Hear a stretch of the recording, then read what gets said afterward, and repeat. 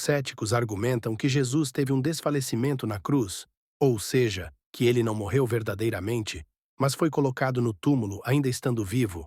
Mas hoje vou mostrar a vocês que esses argumentos dos céticos têm falhas, e vou expor a vocês os erros dos céticos. Fica comigo até o final.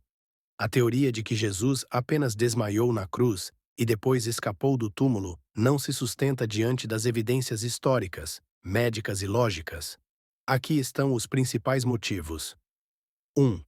Jesus realmente morreu na cruz. Tanto amigos quanto inimigos acreditavam que Jesus estava morto. Os romanos eram especialistas em execuções e garantiram sua morte. Jesus foi brutalmente açoitado, pregado na cruz e, por fim, teve o lado perfurado por uma lança. Os soldados não quebraram suas pernas, o que aceleraria a morte, pois já tinham certeza de que ele estava morto. A crucificação causava asfixia progressiva, tornando impossível que alguém sobrevivesse sem atendimento médico. Dois médicos modernos confirmam sua morte. Um estudo publicado no Journal of the American Medical Association, JAMA, concluiu que Jesus morreu antes mesmo da lança ser cravada em seu lado. O ferimento da lança provavelmente perfurou o coração e o pulmão, garantindo sua morte. A ideia de que Jesus poderia ter sobrevivido não condiz com o conhecimento médico atual. Terceiro, sobreviver ao túmulo seria impossível. Se Jesus tivesse apenas desmaiado, ele ainda estaria extremamente ferido e sem forças. Ele teria que remover sozinho uma pedra pesada e escapar sem ser notado pelos guardas romanos. Isso é altamente improvável. 4. Os discípulos não teriam se enganado. Se Jesus tivesse apenas sobrevivido, aparecendo machucado e debilitado, os discípulos não teriam proclamado sua ressurreição gloriosa. Em vez disso, cuidariam dele como um homem ferido, e não como o Senhor ressuscitado.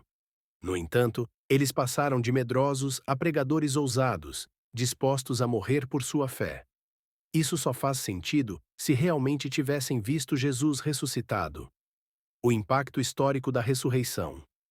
Se Jesus não tivesse ressuscitado, o cristianismo não teria crescido tão rapidamente, especialmente sob forte perseguição.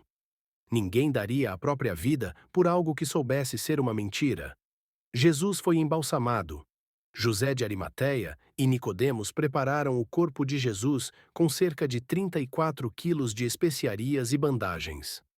É altamente improvável que eles tenham cometido um erro tão grave ao embalsamar alguém ainda vivo. Ele não teria sobrevivido no túmulo. Se por algum milagre Jesus estivesse vivo quando foi colocado no túmulo, ele estava gravemente ferido e perdendo sangue. Como ele teria sobrevivido por 36 horas sem comida, água ou atendimento médico em um local frio e úmido? A essa altura, ele teria morrido de hemorragia e choque. Ele não conseguiria escapar. Mesmo que tivesse sobrevivido, como um homem ferido e enfraquecido poderia remover sozinho as bandagens que estavam coladas em suas feridas? Empurrar a pesada pedra da entrada do túmulo? Passar despercebido pelos guardas romanos que seriam executados caso falhassem em seu dever? Se Jesus tivesse conseguido escapar, ele estaria em um estado deplorável, com feridas abertas, hematomas e um corpo alquebrado.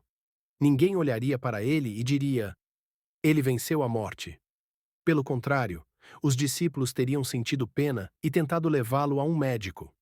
Isso é completamente diferente do que aconteceu. Os discípulos ficaram tão convencidos da ressurreição que estavam dispostos a morrer por essa verdade. Outro grande erro da teoria do desfalecimento é que várias fontes não cristãs confirmam que Jesus realmente morreu por crucificação. Entre elas estão: primeiro, Flávio Joséfo. O historiador judeu do século I menciona que Jesus foi crucificado sob Pôncio Pilatos. Segundo Tácito. O historiador romano do século II confirma que Jesus foi executado durante o governo de Pilatos. Terceiro, Talo. Um escritor do século I menciona um eclipse que ocorreu na época da crucificação. Quarto, o Talmude judaico.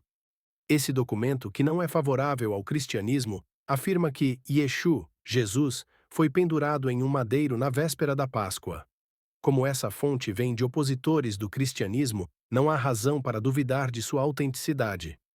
Diante dessas evidências, a maioria dos estudiosos rejeita a teoria do desfalecimento. A quantidade de provas contra essa ideia é simplesmente esmagadora. Se você gostou do vídeo, curta e compartilha, e se inscreva no meu canal no YouTube, Além do Tempo, História e Fé. Lá você vai encontrar assuntos teológicos, históricos e apologéticos.